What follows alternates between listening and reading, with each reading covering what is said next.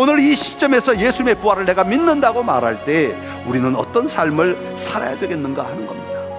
여러분, 그 부활의 놀라움 앞에 우리는 먼저 다가설 것입니다. 정말 있었던 일이야? 그런 일이 가능해? 그런 일이 정말 있을 수 있단 말이야? 물론 그렇게 시작할 수 있습니다. 그러나 그 부활이 확실하게 우리에게 다가오게 될 때, 우리가 믿을 수 있게 될 때, 그때는 우리의 삶은 분명히 바뀌어야 된다고 하는 겁니다. 할렐루야. 오늘 이 부활의 아침에 여러분 심령 속에 우리 주님이 친히 말씀해 주시기를 간절히 기원합니다. 오늘도 본문에 보면 제자들이 믿지 않을 때, 이 여인들의 말을 믿지 않을 때 예수님께서 그들 속에 친히 믿도록 만나 주셨다. 만나 주셔서 보게 하시고 알게 하시고 깨닫게 하심으로 믿게 하셨다. 그렇게 말씀하신 것처럼 오늘 우리 안에도 이 부활의, 예수님의 죽으심과 부활의 능력이 여러분 삶의 자리에 보여지는 은혜가 있기를 간절히 기원합니다. 여러분, 만약에 죽은 줄 알았던 사람이 갑자기 다시 여러분 앞에 나타난다면 여러분은 어떻게 반응하시겠습니까? 2004년도 12월 26일에 우리 동남아시아에 엄청난 쓰나미가 한번 몰려온 적이 있습니다. 그래서 우리 태국 푸켓이나 인도네시아 북쪽에 있는 아체 지역, 이 아체 지역은 정말 무슬림들, 강성 무슬림들이 사는 완전 지역입니다. 지금도 채찍으로 때릴 정도로 무슬림법에 의해서 죄를 저지르면 모든 사람이 다 뒤집어 쓰고 사나가는 그런 지역인데 쓰나미가 엄청나게 일었어요. 그래서 저희 교회도 그 지역에 요청이 있어서 가서 우물을 봐주고 왔습니다. 저희가 쓰나미가 난 지 한 달 만에 갔는데도 불구하고 여전히 그 마을 안에 배들이 다 떠내려와가지고 또 굉장히 큰 배를 움직일 수가 없으니까 그대로 놔뒀더라고요. 그리고 여전히 시체도 아직 떠다니는 시체들이 있을 만큼 그런 상황이었어요. 그런데 이제 저희 가서 거기 이제 마실 물이 당장 없으니까 우물을 파달라고 요청해서 저희가 가서 그 우물을 파드리고 온 적이 있는데, 이 아체 지역에 쓰나미가 났을 때 그곳에 있던 어부 한 명이 쓰나미가 온다는 소식을 모르고 아마 배를 몰고 나갔던 것 같아요. 먼 바다 쪽에 나가서 이제 고기잡이를 하고 있는데 이 누르만트라고 하는 이 사람이 고기를 잡다가 쓰나미가 들이닥친 거예요. 그러니까 배가 산산조각이 나버렸어요. 그런데 이 파도에 휩쓸려 가지고 산산조각이 나버리니까 돌아오질 못하는 거예요, 집으로. 그래서 가족들은 한참을 기다려도 이 사람이 나타나지 않으니까 쓰나미 때 얼마나 많은 사람이 죽었는가, 이 사람도 죽었겠다 하고는 장례식을 치러버립니다. 그리고는 온 마을이 슬픔에 잠겨서 안타까워하면서 이 사람의 죽음을 기억하고 있었어요. 그런데 놀랍게도 이 사람이 그 배가 파손되었을 때 그 파손된 나무 조각들을 아마 뭉치들을 붙들고 살았던 것 같아요. 그 나무 뭉치를 붙들고 바다에서 12여일을 버틴 거예요. 어부니까 아마 버텨낼 수 있지 않았을까 싶은 생각이 들어요. 버텨내다가 이 아체 자기네 고향에서 수백 킬로미터 떨어진 곳에 표류를 하게 됩니다. 그래서 발견되어 가지고 구조가 된 거예요. 그래서 이 사람이 집으로 돌아오게 된 겁니다. 한 10여일 지난 다음에 아마 집으로 돌아오게 되었겠지요. 그랬더니요, 갑자기 죽은 줄 알았던 이 사람이 마을로 돌아왔을 때요, 가족들은 처음에 유령을 보는 줄 알았대요. 아내는요, 그 남편을 보자마자 기절했대요. 너무 놀래가지고. 속사정은 잘 모르겠습니다만 왜 기절했는지 하여튼 너무 놀라서 기절을 했대요. 아이들은 그 아버지를 보자마자 울음을 터뜨려버려요. 너무 무서워서.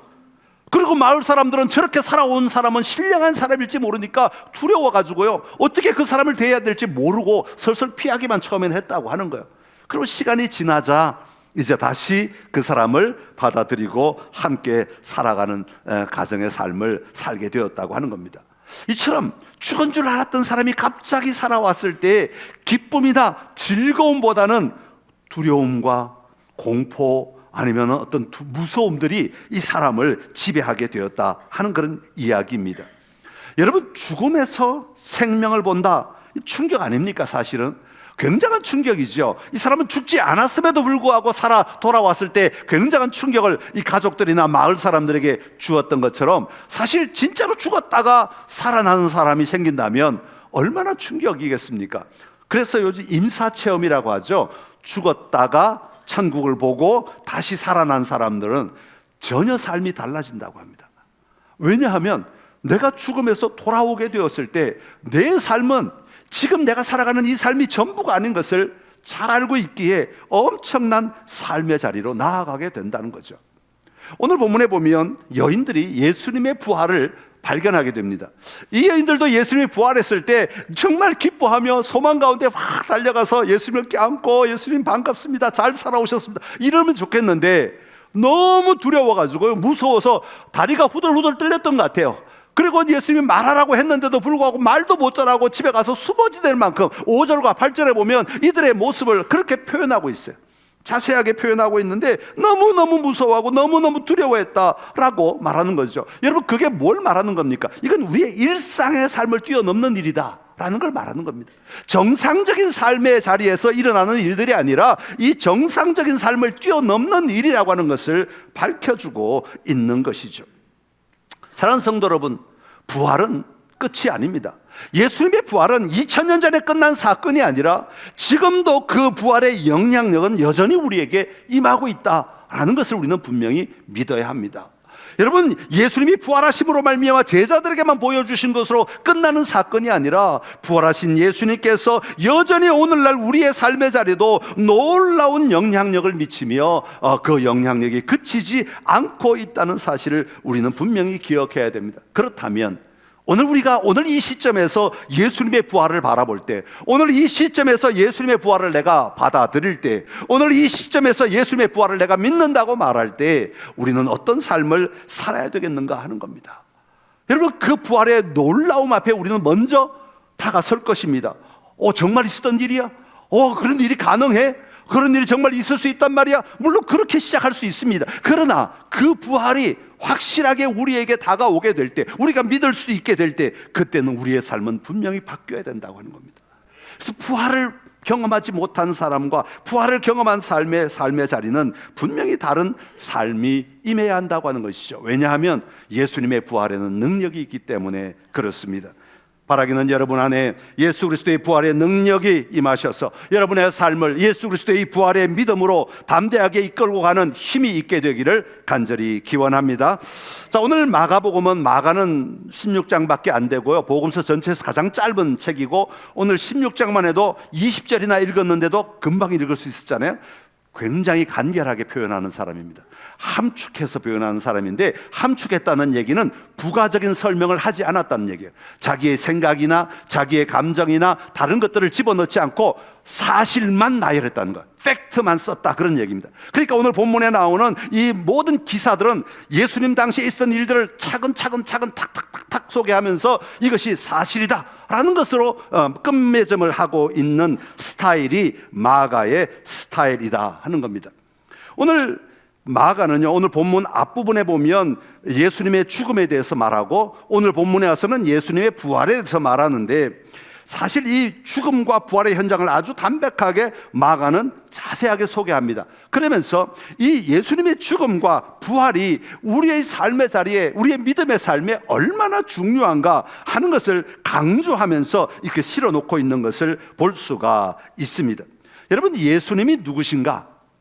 예수님은 어떤 분이신가? 이 질문에 가장 중요한 대답이 있다면 바로 예수님은 십자가 위에서 죽으신 분이시다. 또 하나는 예수님이 부활하신 분이시다. 이 두 가지 사실입니다. 그래서 우리가 나의 믿음을 한번 요약해봐라, 내 믿음을 한번 선포해봐라, 내 믿음을 간증해봐라, 그러면 우리는 두 가지를 얘기해야 돼요. 하나는 예수님이 십자가 위에서 죽으신 분이십니다. 두 번째는 무덤에서 부활하신 분이십니다. 이 두 가지가 그만큼 중요하다고 하는 겁니다. 리 스트로벨이라고 하는 미국의 목사님이 한 분 계십니다. 이분은 원래 목사님이 아니셨고요, 신문사 기자였어요. 시카고 트리뷴지라고 하는 유명한 신문이 있는데 그 신문사의 법률 담당 전문 기자였어요. 이분은 예일대학교 법과대학을 나오신 분이에요. 그래가지고 모든 기사를 쓸 때에도 사실, 팩트 중심의, 그리고 법적으로 논리를 가지고 이게 이해가 안 되면 기사를 쓰지 않았어요. 그래서 굉장히 철저하게 조사를 하고 철저하게 증거를 가지고 기사를 썼던 사람으로 아주 유명한 사람입니다. 잘 나가던 사람이었죠. 부장까지 맡았으니까 아주 잘 나가던 사람이었습니다. 한 번은 이 아내도 예수를 믿지 않았는데 어느 날 이 아내가 교회에 누군가 인도받아서 갔다 오더니 예수님을 믿기로 결단을 한 거예요. 이 남편의 입장에서는 같이 안 믿던 사람이, 무신론자였던 사람이 예수를 믿는다고 하는데 이게 이해가 잘 안 가는 거예요. 이 사람의 상식으로는 이해가 잘 안 가는 거예요. 왜 예수를 믿냐고. 그런데 이 여자가, 이 부인이 예수를 믿고 난 다음에 삶이 바뀌는 거예요. 예전에 했던 삶과 예전에 했던 태도, 예전에 했던 관점을 버리고 정말 예수 그리스도께서 원하시는 삶을 살아가려고 몸부림치는 것을 보게 되는 거죠. 그래서 이 남편의 입장에서는요, 이해가 안 가는 거예요. 어떻게 네가 그렇게 살아갈 수 있느냐고. 그래가지고 싸우기 시작하고 갈등이 일어나기 시작하고 너무너무 힘든 시간들을 보내게 됩니다. 그러다가 이 리스토로벨이 안 되겠다. 도대체 내 아내가 왜 예수님을 믿게 되었을까? 도대체 예수님이 누구길래 예수를 믿게 되었을까? 좀 조사를 해봐야 돼. 자기 전공이니까 조사를 좀 해봐야 되겠다. 그래서 아내를 설득해서 예수님을 포기하도록 내가 철저하게 검증해가지고 증거를 들이대가지고 아내로 하여금 이거 가짜야 라고 말하려고 준비를 하기 위해서 21개월 동안 조사를 하러 다닙니다. 그러니 21개월 동안 신학자들을 만나고요, 법학자들을 만나고요, 역사학자들을 만나고요, 심리학자들을 만나고요, 성서학자들을 만나고요, 고고학자들을 만나고요. 하여튼 성경의 내용을 파헤칠 수 있는 모든 방법을 동원해서 다 파헤칩니다. 그러다가 21개월째가 되었을 때 이 사람 안에는 자기도 모르게 내가 가진 세계관이 틀렸네 라는 것이 발견되게 됩니다. 내가 가졌던 무신론적 세계관이, 하나님은 없다라고 말하던 그 세계관이 틀렸다고 하는 것들에 대하여 서서히 생각이 일어나기 시작하면서 마침내는 예수님의 부활에 대한 역사적인 증거와 복음서가 얼마나 신뢰할 수 있는 책인가 하는 것, 그리고 아내의 변함없는 사랑과 기도, 주변 사람들의 기도, 전도, 이런 것들을 통해서 내적 갈등을 통해 예수님을 믿는 것이 가장 합리적이다. 마침내 그렇게 고백하게 된 겁니다. 예수를 믿는 것보다 더 합리적인 일은 없다. 이 성경을 다 조사하고 다 비교하고 역사와 다 맞춰봤는데 이 인물들이 실제로 있더라고. 이 사건이 그날 정말 벌어졌더라고.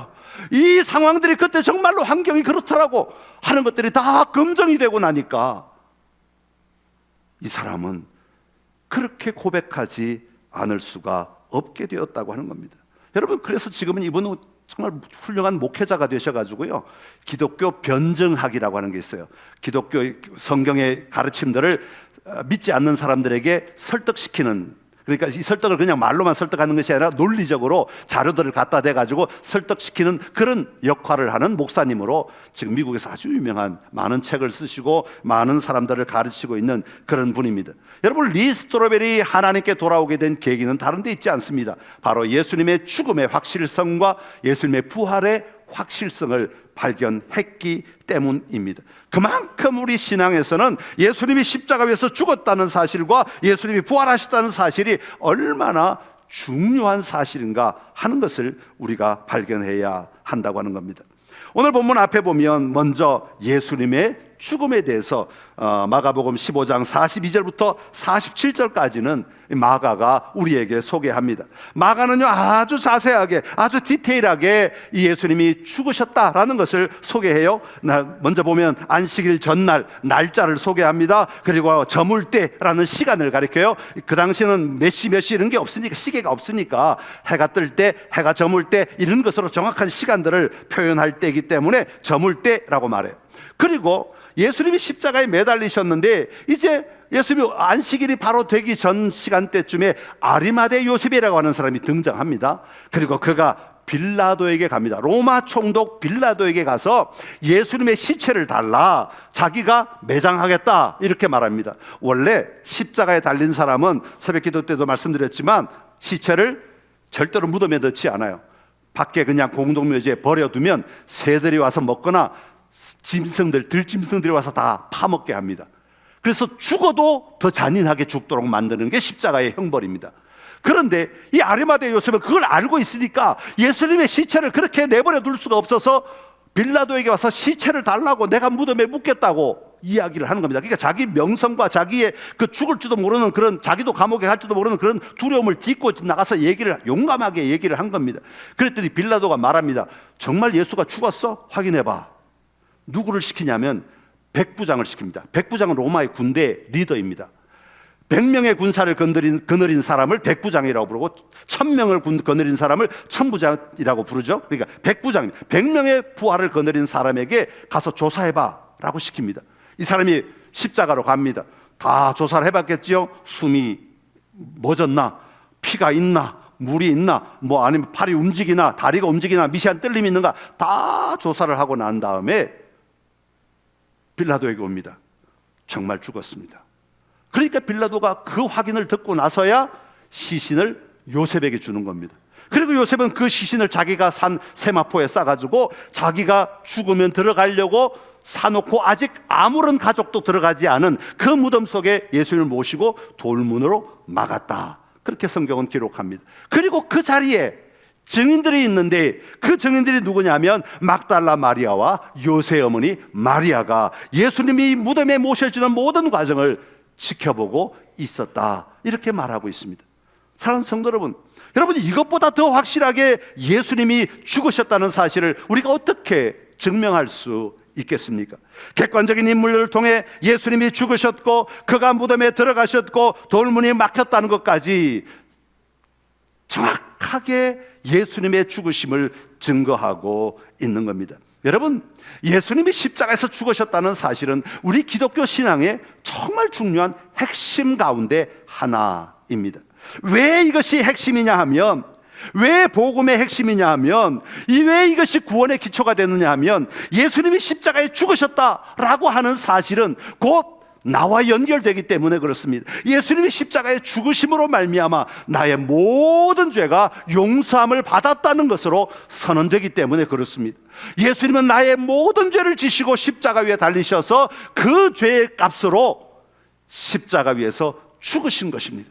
만약 예수님이 살아계셨다면 아직 죄의 값이 다 치러지지 않았을 거예요. 그러나 예수님이 완전히 죽으심으로 말미암아 우리의 모든 죄의 값을 다 치러 주셨다고 말씀하고 있는 겁니다. 그러기에 우리 그리스도인들이 예수님이 정말 십자가 위에서 죽으셨습니다 라고 하는 사실을 믿는다면 우리는 더 이상 나는 내 안에 죄가 있는데, 죄가 내 안에 나를 괴롭히고 있는데, 이런 말할 필요가 없습니다. 죄로부터 자유한 자가 되어야 하는 것입니다. 예수님의 십자가가 분명하다면 더 이상 우리는 죄의 영향력으로부터 끌려다니지 아니하고 담대하게 저항할 수 있는 힘과 능력도 함께 주어졌다는 것을 우리는 분명히 믿고 살아가야 하는 것입니다. 여러분, 죄는 끊임없이 우리를 미혹합니다. 이 세상은요, 발전하면 발전할수록 더 죄가 구체적이 되고 더 많은 경우로 우리에게 다가옵니다. 여러분, 예수님의 부활을 믿는다고 하는 것은 예수님이 나의 모든 근원된 죄를 가지고 십자가 위에서 대신 값을 치러주셨다는 것을 믿기에 나는 자유한 자가 되었고 죄로부터 더 이상 끌려다닐 이유가 없는 자가 되었다는 것이기에 우리는 그 믿음으로 죄를 저항하며 죄에 대항하며 살아갈 수 있게 되는 것입니다. 여러분, 예수님의 죽으심을 분명히 붙들고 여러분의 삶의 자리에서 담대하게 죄에 대하여 단호하게 거절하며 단호하게 이겨내며 사는 삶이 되시기를 간절히 기원합니다. 이제 오늘 본문으로 돌아오면 예수님이 부활하셨다는 것을 증명하듯이 소개하고 있습니다. 여러분, 예수님이 부활하셨다는 것도 예수님이 죽으셨다는 것만큼이나 중요한 기독교 교리의 양대 축이라고 할 수 있습니다. 그래서 십자가 위에서 예수님이 죽으셨습니다 라는 것이 굉장히 중요한 교리이고 우리의 신분을 바꾸는 그런 교리이고, 예수님이 부활하셨다고 하는 이 교리는 우리로 하여금 어떻게 살아가야 할 것인가를 분명하게 보여주는, 미래지향적 삶을 열어주는 그런 교리라고 말할 수 있습니다. 그래서 예수님이 부활하셨다고 하는 것은 너무너무 중요합니다. 오늘 본문에 보면 16장에 보면 예수님이 안식일이 지났다 그렇게 소개합니다. 그리고 2절에 보면 안식 후 첫날 매우 일찍 또 시간을 이야기합니다. 그리고 여자들이 무덤을 방문하였는데 그 방문한 목적이 뭐냐면 예수님의 시신에 향유를 바르기 위해서 왔다라고 말합니다. 그리고 예수님의 향유를 바르려고 간 여인들이 가고 있는 동안에, 무덤을 향해 가는 동안에 걱정한 것까지 실어줍니다. 뭘 걱정했습니까? 그 돌문을 어떻게 옮길 것인가? 왜? 큰 돌문이 닫히는 것을 봤기 때문에 그 돌문을 누가 옮겨줄 수 있겠는가? 누가 열어줄 수 있겠는가? 걱정을 하며 갑니다. 그리고 현장에 가봤더니 우리가 걱정했던 그 돌문이 열려져 있는 겁니다. 얼마나 놀랐겠어요. 정말 기절초풍할 정도로 이 여인들은 놀랐습니다.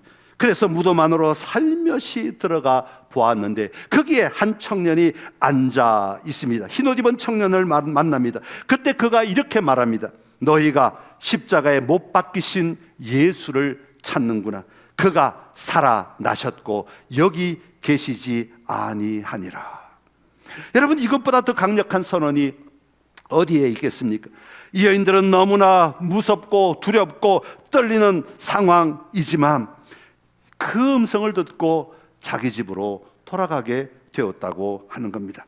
사랑하는 성도 여러분, 부활은 죽음만큼이나 우리의 믿음의 중요한 믿음의 고백이고 기반입니다. 우리의 믿음의 본질이자 출발점이라고 말할 수 있습니다. 왜냐하면 부활을 믿는다고 하는 것은 우리의 삶의 방향이 달라지고 우리의 삶의 목적지가 달라지고 우리의 삶의 태도가 달라지도록 만드는 것이기 때문에 그렇습니다. 그러기에 오늘 우리는 이 부활을 믿는다면 우리가 주님 앞에서 다시 부활하게 될 것을 소망하며 살아가야 하고, 그 소망, 우리의 죽음의 너머를 보며 살아갈 수 있는 힘은 오늘 내가 믿는 이 예수 그리스도의 부활을 분명히 붙들 때 우리의 죽음 너머, 내가 경험하고 그 어떻게 될지 알지 못하는 그 너머의 부활의 상황까지도 우리는 확신하며 담대하게 살아갈 수 있는 것이죠. 이건 믿지 않는 세상 사람과는 전혀 다른 삶을 살아가도록 만드는 삶의 원동력이라고 하는 겁니다.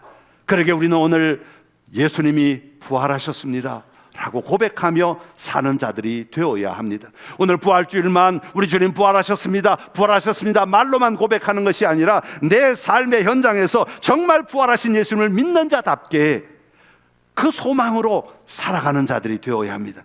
세상 사람은 낙심하고 좌절하고 포기하고 어려워하는 삶의 현장 속에서도 우리가 부활할 것을 소망하며 이겨내기로, 또 감당하기로, 넉넉히 도전하기로 결단하며 살아가는 삶이 우리 그리스도인의 삶이 되어야 하기 때문에 그렇습니다. 여러분 안에 이 부활을 통하여 여러분 안에 분명한 소망이 가득하기를 간절히 기원하고, 막연한 소망이 아니라 이미 보여주신 그 부활의 소망을 가지고 담대하게 살아가는 은혜가 있기를 간절히 기원합니다. 그렇다면 예수님이 부활하신 것으로 끝나셨는가? 오늘 성경은 그렇게 말하지 않습니다. 19절에 보면 이렇게 말씀합니다. 우리 19절 같이 읽습니다. 주 예수께서 말씀을 마치신 후에 하늘로 올려지사 하나님 우편에 앉으셨느니라. 아멘. 성부 하나님께서는 자신의 아들을 십자가에 내어주시고 다시 무덤에서 살리실 뿐 아니라 그를 다시 하나님 보좌 우편에 앉히셨다, 그렇게 말씀합니다. 여러분, 하나님 보좌 우편에 앉았다라는 말은 예수님이 가지신 권세와 능력과 모든 통치를 의미하는 겁니다. 예수님은 지금도 다스리고 계신다 라고 말씀하는 겁니다. 오늘 이 시간에도 예수님은 우리의 모든 삶을 바라보시며 일하고 계시는 주님이신 줄로 믿습니다. 그래서 우리 주님은 만물이 그 발 아래 복종하기까지 주님은 쉬지 않고 일하시는 주님이신 것입니다. 그러기에 우리는 이 땅을 살아갈 때마다 우리 주님이 지금도 통치하고 계심을 분명히 믿고 고백하며 사는 자들이 되어야 합니다. 여러분, 주님이 지금도 하나님 보좌 우편에서 통치하신다는 것을 믿는다는 것은 무슨 의미가 있습니까? 우리가 그분께 기도할 수 있고, 우리가 그분께 맡겨드릴 수 있고, 우리가 그분께 의지할 수 있다는 것을 말씀하는 겁니다.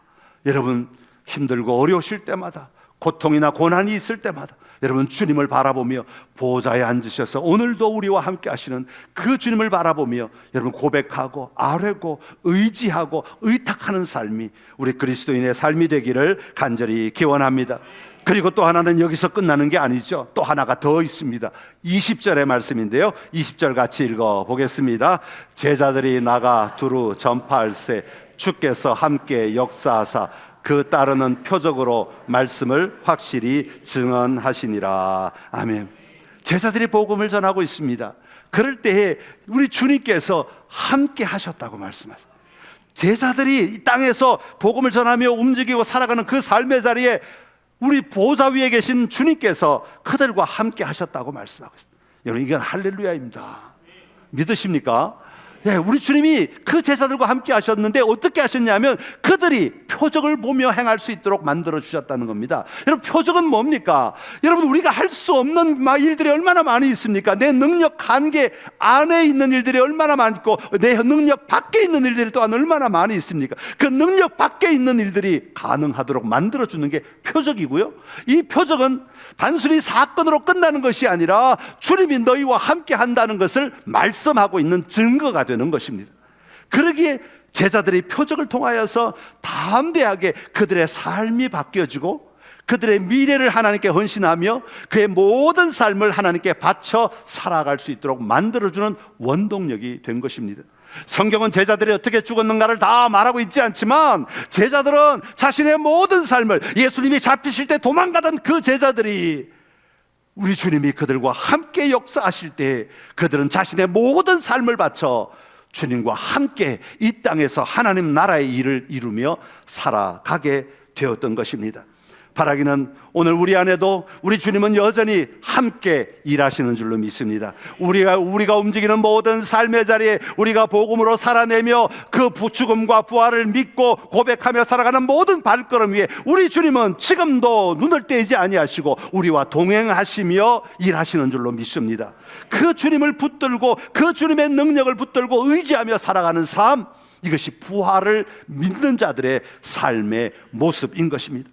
그렇게 우리는 내 힘으로만 살아가는 자들이 아닙니다. 물론 우리는 최선을 다해야 됩니다. 내가 할 수 있는 최선의 능력을 가지고 노력을 가지고 힘을 다하여 열심히 성실하게 부지런해야 합니다. 그리스도인은 부지런해야 합니다. 이걸 미덕이라고 그랬어요. 여러분, 그리스도인은 최선을 다해야 됩니다. 나에게 주어진 힘만큼 내가 최선을 다해 살아야 합니다. 그러나 그래도 안 되는 영역이 있습니다. 그것은 하나님이 하신다고, 주님이 함께 하신다고, 주님이 도와주시겠다고 말씀하는 것입니다. 그러기에 부활을 믿는 사람들은요, 오늘의 삶에 우리의 초점이 머물러 있지 아니하고 그것뿐만 아니라 그 너머의 일까지 우리는 분명히 바라보며 사는 자들이 되어야 합니다. 또한 죄를 우리 주님이 이기셨기에 이제는 내가 죄에게 끌려가지 않겠다고 하는 담대한 확신이 있어야 합니다. 어둠이 몰려와도 내가 물리칠 힘이 있다는 것을 우리는 믿어야 합니다. 내 안에 어둠을 물리칠 힘이 있습니다. 나도 모르게 넘어졌어. 여러분, 미끄러질 수는 있지만 저항할 수는 있습니다. 저항할 힘이 우리에게 주어졌다는 겁니다. 여러분, 악에 대하여, 죄에 대하여 저항하며 살아야 합니다. 그게 그리스도인의 삶의 모습입니다. 부활의 소망을 가질 때 관계도 달라집니다. 왜냐하면 우리의 모든 관계는 오늘 여기서 한번 보고 끝내는 관계가 아니라 주님 앞에 가면 다시 볼지도 모르는 관계예요. 제발 어색하지 않도록, 주님 앞에 갔는데 멋쩍어 숨지 않도록, 구석에 도망가지 않도록 여러분 관계도 열어가시길 바랍니다. 부활을 믿기 때문에 우리는 관계도 다시 열어가야 하는 자들입니다. 죄의 습관이나 무기력한 일상 속에서도 우리는 다시 그 부활의 능력을 붙들어야 합니다.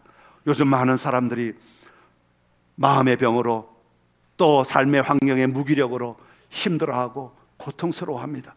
여러분, 그것이 여러분을 지배하는 전부가 절대 아닙니다.